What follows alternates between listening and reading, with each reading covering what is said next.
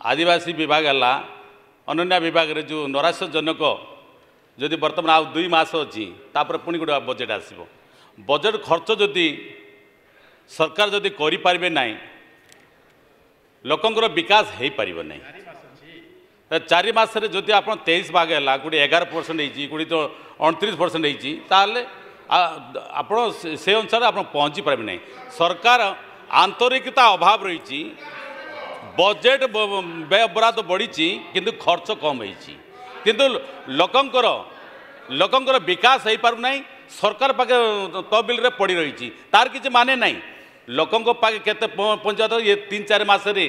आपण मंत्री महोदय कहे कि ये जो व्यय बराद होती तो नैराश्यजनक व्यय बराद रे ये 2-3 मास भितर आपण ताकू 100% करने को आप